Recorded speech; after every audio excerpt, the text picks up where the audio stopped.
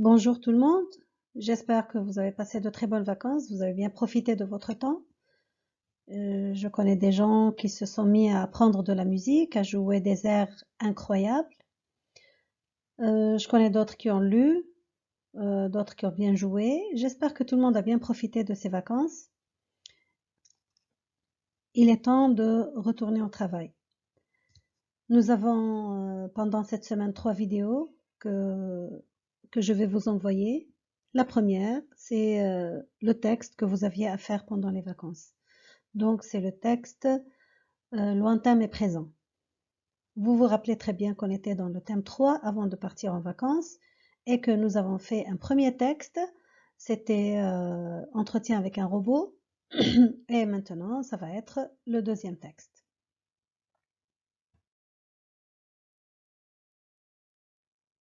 Bien sûr, les objectifs de cette leçon-là, ça va être découvrir le thème qui va lier la science et le progrès. C'est aussi lire et comprendre un texte à visée argumentative et c'est aussi distinguer texte argumentatif et explicatif. Parce qu'il y a une toute petite nuance entre les deux, nous allons la voir à la fin de cette étude de texte. Alors le texte que nous allons travailler, c'est lointain mais présent qui se trouve dans votre cahier d'activité à la page 40-41.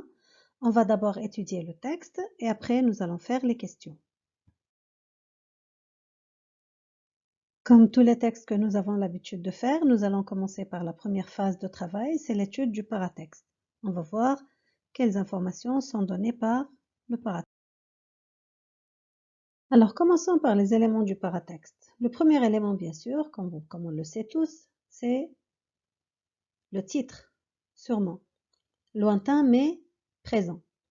On va voir la présence du connecteur chronologique d'opposition mais dans le titre, qu'est-ce qui signifie, quand on fera les informations données par les éléments du paratexte. Et puis ensuite, nous avons bien sûr le lexique. Et là, du moment que le texte est il est un peu scientifique, donc on a un grand nombre de mots à expliquer. Ce sont des mots techniques, des mots que vous allez voir, ce sont des mots un peu différents, un peu nouveaux, si vous voulez.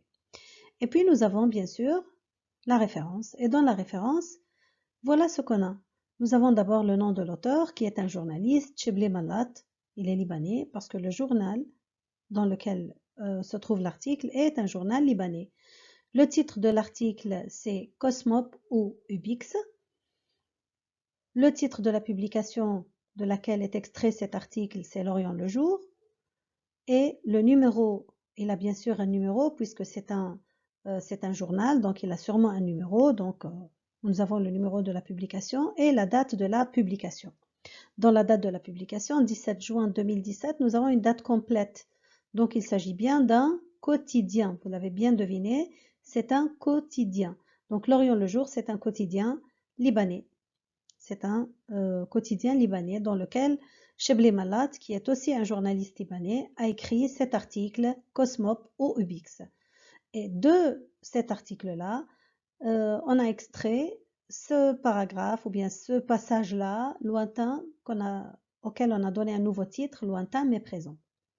Donc voilà les éléments du paratexte. Maintenant, nous allons voir ce que les éléments du paratexte peuvent nous donner comme information sur le texte. D'abord, dans le titre, nous avons ce connecteur mais. C'est un connecteur d'opposition. Il oppose deux mots, lointain, présent, qui sont bien sûr opposés par le sens. On ne peut pas être loin et présent en même temps. Alors nous pouvons avoir plusieurs possibilités pour expliquer cela.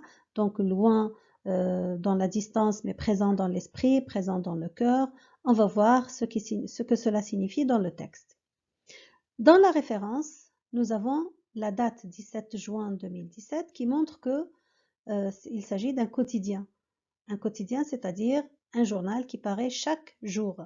La date complète ici montre qu'il s'agit d'un quotidien. Ce quotidien-là, c'est L'Orient le jour. Alors, si le texte est extrait d'un quotidien, d'une publication quotidienne, L'Orient le jour par exemple, donc il s'agit bien d'un article de presse. Donc le genre décrit, c'est un article de presse. Voilà. Et il s'agit d'une publication quotidienne.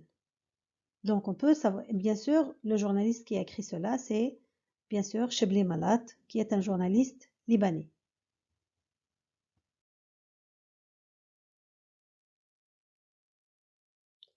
Alors la phase 2 de notre travail, c'est la compréhension du texte. On va partager notre texte en deux parties. Juste, c'est une question que ce soit clair sur votre écran. Je ne veux pas mettre un grand texte dans lequel l'écriture sera petite et invisible, etc. Je voudrais que ce soit clair. C'est pourquoi j'ai partagé votre travail en deux parties. On a partagé le texte en deux parties. Donc on le fera en deux parties. Bon. On va commencer par la première partie du texte qui va de la ligne 1 à la ligne 15. Observons ensemble la première phrase. Donc, à voir les gens plonger dans leur téléphone, on se rend compte combien les portables dits intelligents ont changé notre quotidien. Alors ici, le on renvoie à qui? Le pronom on renvoie à qui? Bien sûr, c'est l'énonciateur et tous ceux qui pensent comme lui. C'est tout le monde. C'est l'énonciateur et tout le monde. Donc, quand on voit les gens plonger sur leur téléphone portable, on se rend compte que le téléphone a beaucoup changé notre quotidien. Donc, déjà, la production de masse des téléphones au début du XXe siècle avait radicalement transformé la vie de tous les jours. Qu'est-ce que ça veut dire radicalement? Radicalement, ça veut dire totalement ou bien entièrement. En faisant l'économie de la distance en temps réel pour la masse de la population. Donc la voix présente efface la distance. Ça c'est une phrase qui renvoie un petit peu au titre. Donc la voix présente efface la distance. Lorsqu'on entend la voix de ceux qui sont loin, c'est comme s'ils sont tout près. C'est comme si la distance a été effacée. Donc depuis Skype et ses dérivés, notre communication inclut les visages lointains. On peut voir les visages de tous ceux qui sont loin. Après la fusion de l'ordinateur et du téléphone, la combinaison du portable et de l'Internet offre aux consommateurs ubiquité, omniprésence et cosmopolitisme. Alors donc, grâce à la fusion entre portable et ordinateur et portable et Internet, qu'est-ce qu'il a le consommateur? Il a la possibilité d'être partout au moment où il veut, dans le lieu où il veut. Donc, même s'il change de lieu, même s'il change de nationalité, même s'il change de territoire, grâce à ce portable muni d'Internet, il est omniprésent. Alors, on voit aussi dans notre texte qu'on a des connecteurs. Déjà, c'est un connecteur de temps. Déjà, la production de masse au début du XXe siècle. Et puis, nous avons d'autres connecteurs aussi. Au début du XXe siècle, nous avons, après la fusion de l'ordinateur et du téléphone, la combinaison du portable. Alors, à quoi servent ces connecteurs? Pourquoi l'énonciateur utilise ces connecteurs? C'est juste pour montrer que le téléphone portable, depuis qu'il a commencé au début du XXe siècle, les changements dans notre vie, dans notre société ont déjà commencé. Alors, donc, le portable de masse est né à la fin du XXe siècle. En 2016, c'est encore un connecteur de temps, 95% des Américains avaient un portable, 77% un smartphone. Au Liban, 86% et 52% respectivement. Quel objet technologique aura un effet aussi puissant dans notre quotidien dans 10 ans ou 15 ans? Donc, il se pose cette question. Après avoir donné les nombres, les grands nombres, 95% des Américains avaient un portable, 77 avaient des smartphones. Au Liban, c'est 86 qui avaient un portable et 52 qui avaient des smartphones. Donc, il se pose cette question. Quel objet technologique aura un effet aussi puissant sur notre quotidien dans 10 ou 15 ans? Alors, cette question-là, est-ce que l'énonciateur la pose et attend une réponse? Bien sûr que non. Il pose cette question juste pour montrer l'importance de cette invention. C'est juste pour marquer, c'est pour mettre en valeur l'importance de l'invention du portable. Il n'attend pas de réponse et il n'a pas l'intention de répondre. C'est-à-dire, dans 10 ans, il n'y aura pas un objet, c'est comme une confirmation, il n'y aura pas d'objet qui va avoir un effet aussi puissant ou bien aussi grand sur notre quotidien que le téléphone portable. Donc cette question-là, c'est une c'est une question qui n'attend pas de réponse, c'est une question rhétorique qui n'attend pas de réponse. L'énonciateur n'a pas l'intention de répondre, mais qui permet à l'énonciateur de faire un jugement. Il n'y a pas un objet qui va avoir un effet plus puissant que le portable. Donc c'est un exercice de science-fiction matinée de sociologie. Il ne suffit pas d'imaginer une rupture technologique remarquable en soi. À peu près au même moment où, voilà un autre connecteur de temps, au moment où naissait le portable, la science déchiffrait le génome humain. En médecine, en chimie pharmaceutique, la recomposition du génome aura un impact immense. Mais son effet est loin d'être du même ordre sociologique que le smartphone. Donc, au même moment, avec le portable, la science arrivait à des découvertes très importantes. La science, la médecine, etc. Mais est-ce qu'ils avaient le même effet que le smartphone? Non. Alors, notre énonciateur, avec le connecteur mais, il s'oppose à cela. En effet, l'effet de la science, des découvertes scientifiques, de la médecine, etc., il est loin d'être du même ordre sociologique que le smartphone. Donc, même si, malgré toutes les découvertes scientifiques, toutes les grandes découvertes scientifiques, ils n'auront pas le même effet sur la société que le smartphone. Les candidats sont nombreux, de la voiture électrique automatique au drone qui transporte l'être humain. L'exercice est amusant. Pour certains, la poule aux œufs d'or, pour la plupart des autres, du temps et de l'argent perdu. Donc, certains pensent que c'est une invention qui est très intéressante, qui est très bénéfique pour la population, pour les hommes, et d'autres, ils pensent que c'est une perte de temps.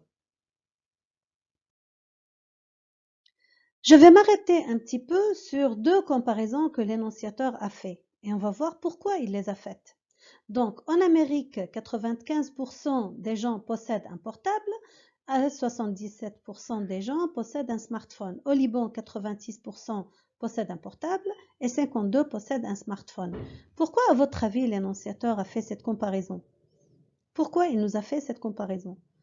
C'est juste pour montrer la grande influence du portable, la grande utilisation, si vous voulez, du portable. Il est répandu dans le monde entier, y compris au Liban. Bien sûr, la comparaison avec le Liban parce que l'énonciateur est libanais. Donc, il fait cette comparaison avec les grands chiffres qu'il essaie de donner, les grands chiffres qu'il nous a donnés, c'est pour montrer le grand nombre de personnes qui possèdent des portables et des smartphones. Donc, c'est un appareil qui est répandu dans le monde entier. Et puis, il a fait une autre comparaison. Au même moment où naissait le portable, la science déchiffrait le génome humain. En médecine, en chimie pharmaceutique, la recomposition du génome aura un impact immense. Donc la science, au même moment où le portable est né, la science aussi arrivait à des découvertes très importantes. Mais, toujours le connecteur d'opposition mais qu'on voit, mais l'effet de la science est loin d'être du même ordre sociologique que le smartphone. Donc, il compare aussi les découvertes, les grandes découvertes scientifiques avec la découverte du smartphone. Bien sûr, avec le connecteur d'opposition, mais l'énonciateur essaie de nous dire que toutes les inventions, toutes les découvertes sont loin d'être aussi importantes que celles du smartphone. Donc, les deux comparaisons ici, c'est pour appuyer l'idée ou bien l'opinion de l'énonciateur, si vous voulez.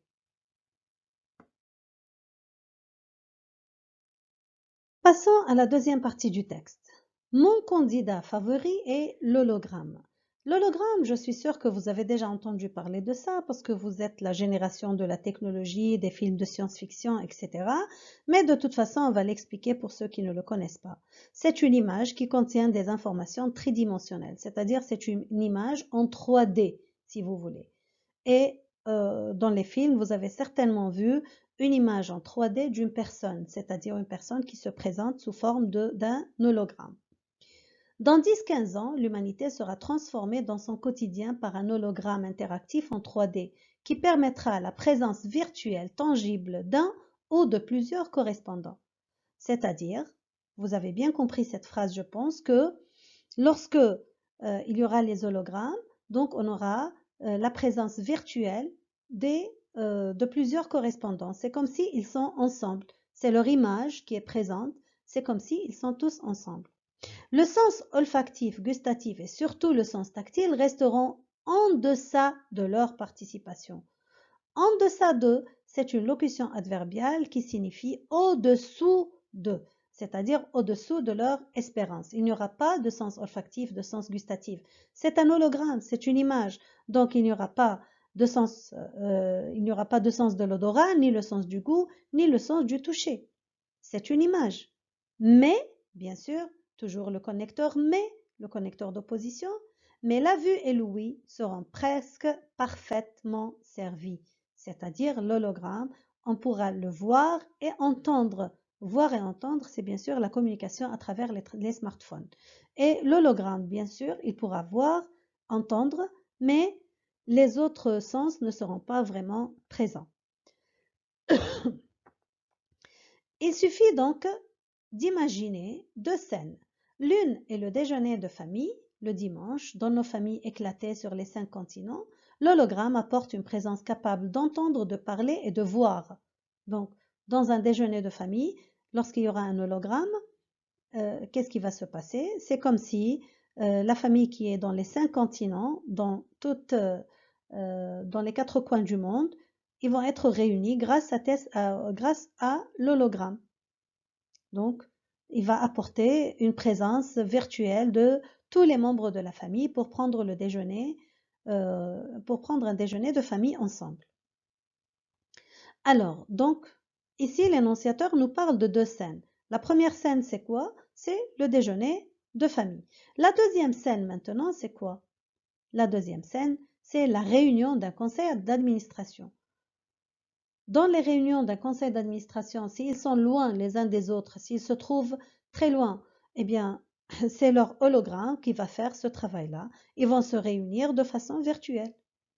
Bien sûr, maintenant, on a bien assisté à des réunions, sur les plateformes comme Zoom ou bien Meet ou bien toutes les plateformes Skype, toutes les plateformes qui existent. On a assisté aux réunions. Quelles que soient les distances qui nous séparent, on pourrait se réunir et faire une discussion ensemble. Mais avec l'hologramme, ça va être une présence encore meilleure, si vous voulez, parce que c'est comme si la présence en 3D d'une personne va être accomplie. C'est un travail qui est assez difficile, mais je pense que ça va être un travail assez intéressant.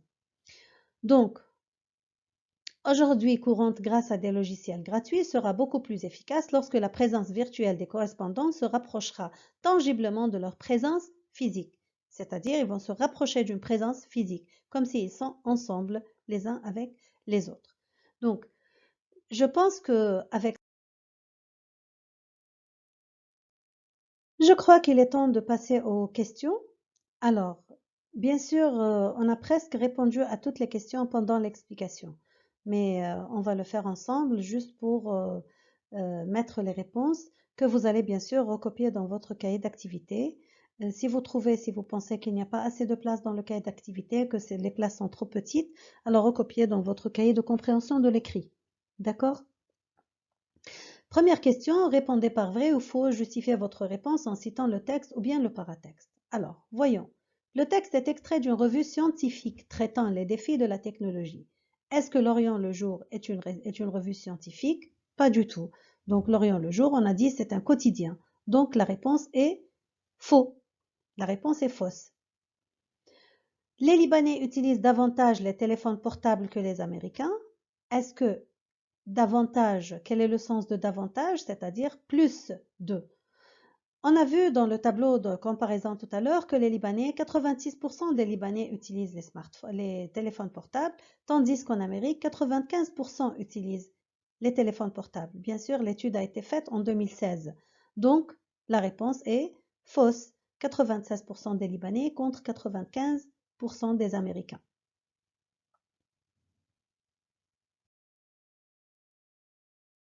La question 2, on nous demande de cocher la bonne réponse.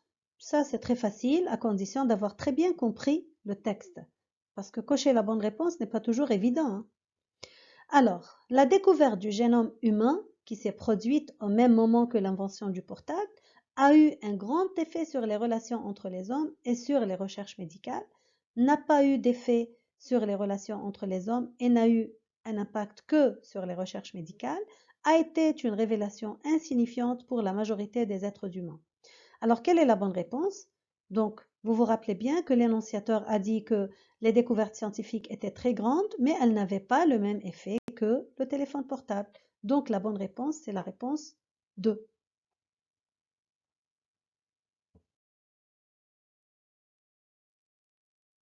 Toujours d'encocher la bonne réponse. Pour certains, la poule aux œufs d'or, pour la plupart des autres, du temps et de l'argent perdu, signifie, c'est-à-dire cette phrase du texte signifie que certains considèrent ces découvertes comme un danger mortel, d'autres comme une dépense inutile. Certains trouvent que ces découvertes enrichiront l'humanité, d'autres jugent qu'il s'agit de dépenses inutiles. Certains jugent ces découvertes trop imaginaires pour être réels, d'autres craignent leur coût élevé. Alors bon, la poule aux œufs d'or, bien sûr, c'est une expression qui veut dire riche, devenir très riche, avoir beaucoup d'argent, une poule aux œufs d'or. Donc c'est une expression qui parle de richesse. Donc la bonne réponse, c'est la deuxième réponse. Ils trouvent que ces découvertes enrichiront l'humanité, d'autres pensent qu'il s'agit de dépenses inutiles. Alors, passons à la question 3. Délimitez dans le texte la définition de l'hologramme, puis reformulez-la avec vos propres termes. S'agit-il d'un discours argumentatif ou explicatif? Alors, l'explication de l'hologramme se trouve de la ligne 16 à la ligne 19. Donc, c'est un appareil de communication qui permet de reproduire une représentation en 3D de l'interlocuteur. C'est une image tridimensionnelle de l'interlocuteur. Alors, est-ce que c'est un discours argumentatif ou bien explicatif? Bien sûr, c'est une explication, donc c'est un discours explicatif. Et on ne parle pas de tout le texte, on parle seulement du passage de la ligne 16 à 19. La question 4a, formulez le premier avantage de l'hologramme mentionné par Malat. Donc, il a parlé de deux avantages. Le premier, c'est lequel? C'est qu'il peut rapprocher les membres d'une même famille séparés par les distances. Ils ont dit les familles éclatées dans les quatre coins du monde. Donc, il peut réunir les membres d'une famille qui est séparée par les distances. 4b, quels sont les deux exemples par lesquels il illustre cet avantage? Vous vous rappelez bien, il a donné deux scènes, il a parlé de deux scènes, donc deux exemples. Le premier exemple, c'était le repas de famille. Le deuxième exemple, c'est la réunion d'un conseil d'administration.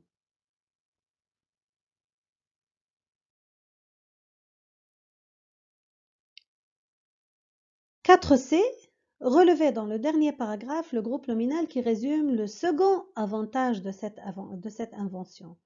Alors, le texte se termine par le groupe nominal la présence physique. Donc, c'est le groupe nominal qui résume le second avantage, la présence physique. L'hologramme permet une présence physique en 3D, une image tridimensionnelle de l'interlocuteur. Donc, le groupe nominal, c'est la présence physique.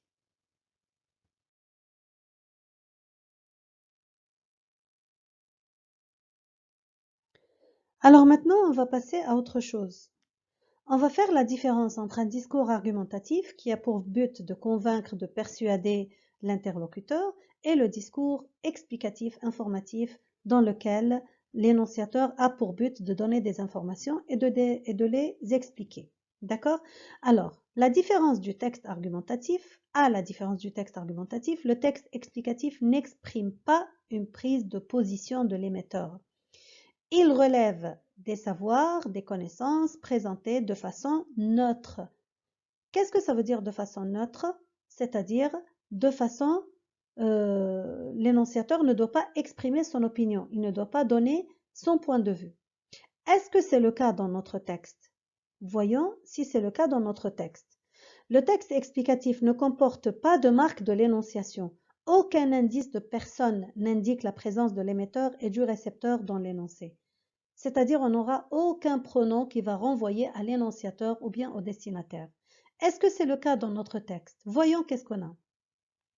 Nous avons à voir les gens plongés dans leur téléphone, on se rend compte combien les portables dits intelligents ont changé notre quotidien. On, ça renvoie à qui? Qu'est-ce qu'on a dit tout à l'heure? On a dit que le on, c'est l'énonciateur et tout le monde. Donc l'énonciateur, il est présent dans cette phrase et il exprime son opinion aussi. Il exprime son opinion dit intelligence et son jugement par rapport au smartphone. Bien sûr, ils ont changé notre quotidien. Notre aussi, c'est la première personne, donc c'est la présence de l'énonciateur. Nous avons aussi dans une autre phrase, mon candidat favori est l'hologramme. Mon, c'est la présence de la première personne, donc c'est un indice de l'énonciation qui ne doit pas être dans le texte explicatif.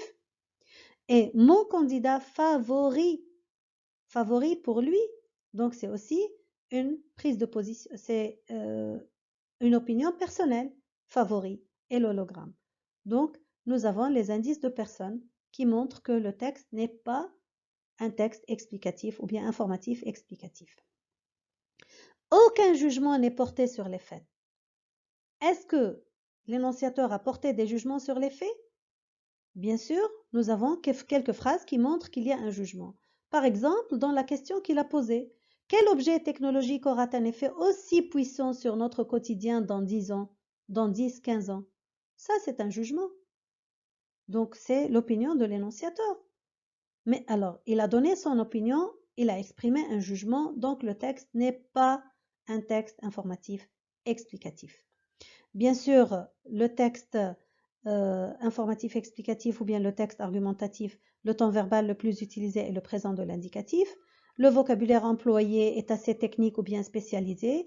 Vous avez remarqué qu'il y a plusieurs mots difficiles expliqués, qu'il y a plusieurs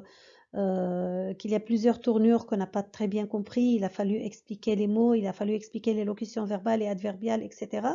Donc ici, nous avons un texte qui est argumentatif. Alors, il n'est pas purement argumentatif, mais c'est un texte qui a une visée, qui a un but argumentatif. Il parle du téléphone portable, il explique les avantages du téléphone portable, il explique les avantages de l'hologramme, il explique les avantages de toute cette communication, économiser le temps, etc., rapprocher les distances, mais dans quel but? Dans le but de convaincre de leur importance. Donc notre texte, c'est un texte qui se prend pour un texte informatif explicatif, mais il a une visée argumentative. Et comment on voit qu'il a une visée argumentative?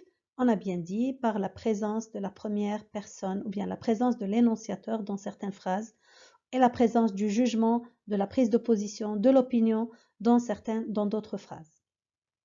Donc voilà la toute petite différence entre la toute petite nuance qu'on peut trouver entre un texte informatif explicatif et un texte argumentatif. Donc un texte qui a une visée argumentative, c'est un texte qui a pour but de convaincre.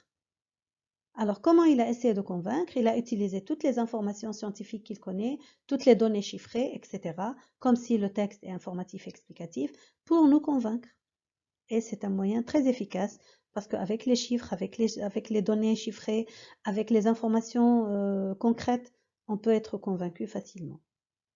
Avec ça, je pense que la leçon est terminée. J'espère que vous avez très bien compris. En cas où vous avez des questions, n'hésitez pas à les poser. J'attends vos questions, que ce soit sur Classroom ou bien dans votre cahier. On les verra en présentiel la prochaine fois. N'oubliez pas de recopier les réponses, bien sûr, dans votre cahier d'activité, ou bien, si vous préférez, dans votre cahier de compréhension. Bon, moi, je pense qu'il vaut mieux les recopier dans le cahier de compréhension. Je pense. Alors, c'est à vous de voir. Choisissez. Au revoir et à bientôt dans une prochaine vidéo.